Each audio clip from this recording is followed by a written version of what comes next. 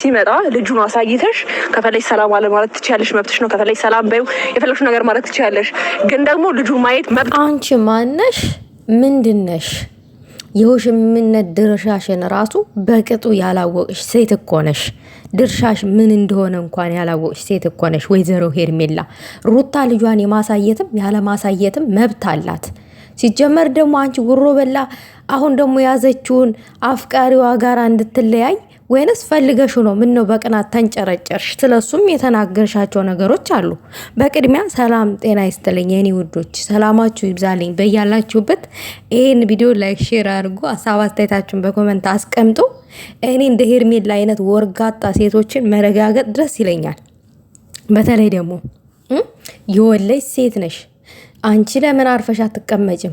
ልጅ ወልደሻል ምናምን እያለች ሄርሜላ ተብዬዋ ሩታን ጀጅ ዲስሪስፔክት። ልጅ መውለድ እኮ እንደ ትልቅ ነገር ምናምን ነገር አይሽው ያሳምራል እንጂ ለታደለው ነው። ልጅ የሚወልደው የታደለ ነው። ገብቶሻል? ሙሽ እንዳንቺ እዝም እየተጋደሙ መርፌ መጠቅጠቅ። ምሁር ሴትና ብልጥ ሴትማ እንደ ሩታ አይነቷ ልጇን በሰዓቷ በወጣትነት ጊዜዋ ትወልዳለች። ከዛ ደግሞ የወጣትነት ጊዜዋን ደግሞ በአግባቡ ትጠቀምበታለች። ቢዝነስ በመስራት ራሷን ኩል አድርጋ ልጇን እያሳደገች ጎን ለጎን ቢዝነሷን እያስከደች እንደዚህ ህይወቷን ትኖራለች። አብባ ደምቃ ፈክታ በቃ ሩታ ስላማረባት ስለደመቀች ምናምን ስለለባበሰች ምናምን ተቃጥለሽ አንቺ ሳትወልጂ ዝና እየገረጣሽ ደግሞ ውዶቼ። ይሄ ባሸንጓሊት የከለለችው ባሏ ነው። ይሄው ባለትዳር ነች። ቲክታክ ላይ ለጥፋለች ዛሬ ከነጋ ማለት ነው። እና ለምንድን ነው አርፈሽ የማትቀመጪው? ባልሽ አቤላ ነው በነገራችን ላይ ፊቱን ሸፍኗለች። ባሏ ነው እሱ ነው ባሏ፣ የሄርሜላ ባል ማለት ነው። አያችሁ ፊቱን ሸፉና ምናምን ነገር። ምክንያቱም አብረው ድራማ የሚሰሩ ሰዎች ናቸው። ለምን ፊቱን መሸፈን ፈለገች? ባሏ ስለሆነ ነው በመኪና ይዘው እየሄደች። ስለዚህ ሁለታችሁም ሽልጥልጦች ከሰው ህይወት ውጡ። አጠቅሟቸውም ለነዚህ ሰው እስከዛሬ በጠበጣችሁ ውጡ። እንዴ ደግሞ መተሽ እዚህ ጋር አይጠቅምሽም ይሄ የመጣ ወንድ ደግሞ ምን ይመስላል ምናምን አሜሪካ ይወስደኛል ብለሽ ምናምን አብርሽ ጋር ገንዘብ አለ እሱ ገንዘብ እንኳን የለው ምን አስጨነቀሽ? አንቺ ገንዘቡን ብለሽ ነው አብርሽ ጋር የመጣሽው። ገንዘብ ፍለጋ ነው አብርሽ ጋር የመጣሽው። ሩታ ጋር ግን ፍቅር ነው ያለው። አንቺ ደደብ ሩታ አፍቃሪ ስለሆነች ነው ዛሬ የተገፋችው። አፍቃሪ ልቦች ይገፋሉ፣ ከገፍተው ግን አይቀሩም። መጨረሻቸው ያማረ ነው የሚሆነው። እንደዚህ የሚያከብራቸው የሚወዳቸው የሚንሰፈሰፍላቸው ሰው ወደ ቤታቸው ይመጣል ጊዜውን ጠብቆ። ከአሜሪካ ድረስ ይሄ ሰው መጣ፣ ወዷት አፍቅሯት ልጅ አላት ሳይል አይሽ ልጇ እንደ ልጁ አድርጎ ተቃብሎ አይሽ። አንቺ ሰው አንድ ወንድ ሲወድሽ ከነ ነፍጥሽ ከነ ልሃጭሽ ነው የእውነት ሲወድሽ ማለት ነው። አንቺ ግን አብርሽን የወደድሽው ለገንዘቡ ለመኪናው ብለሽ ነው። ሩታ ግን የእውነት ነበር ያፈቀረችው፣ ገፋት።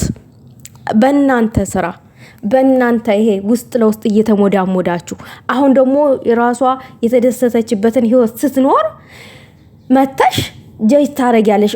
ሩታ በቃ አልፈልግም ምናምን ብላ እንድትተወው ከዛ አንቺ ልታነሽ ማለት ነው። ጉሮ በላ ስለሆንሽ እየዞርሽ ባለትዳሮችን ነው የምታፋችው። የባለትዳሮችን ወንድ እየዞርሽ ትለቃቅም ያለሽ።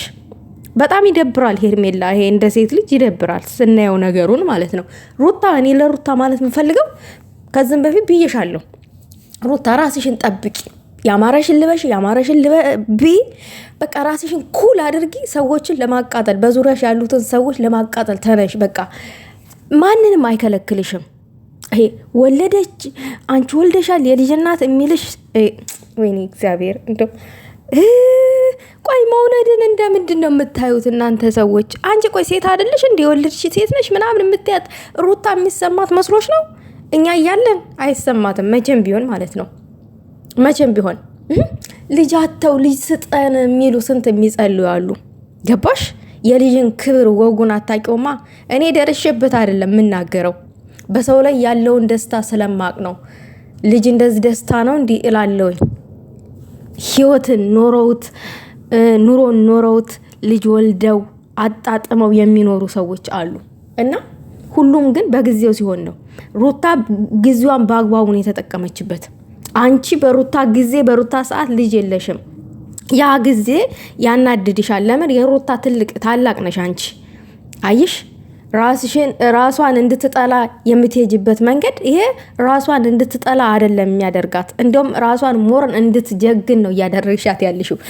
ሩታ በእንደዚህ አይነት ተልካሻ ሴቶች ንግግር ራስሽን እንዳትጥይ፣ ጅግና ሆነሽ ተገኝ። ከዚህ ከመጣው አፍቃሪሽ ጋራ እመሪ ድመቂ። በቃ ሰው ስላለ ልጁን አትተዩ። እንደፈለግሽ የመሆን መብት አለሽ። እንደፈለግሽ እሱ ወደ ህይወትሽ መጥቷል። እዛ አብርሽ ጋር ያለው ህይወት አብቅቶለታልና ሩታ በቃ እጇን ተጣጥፋ መቀመጥ አለባት። በቃ ልጅ አላት። ምንድን ነው ልጅ መውለድ ምንን ይከለክላል? ራሷን ተጠበቀ ሴት ልጅ። እኛ እኮ ሴቶች ወይኔ ብለን አንገታችንን ደፍተን እያለቀስን ለዛ ላፈቀር ነው ወንድ ራሳችንን የምንጎዳው። እሱ እንደማይወደን እርግጠኛ ከሆን መቁረጥን መልመድ አለብን።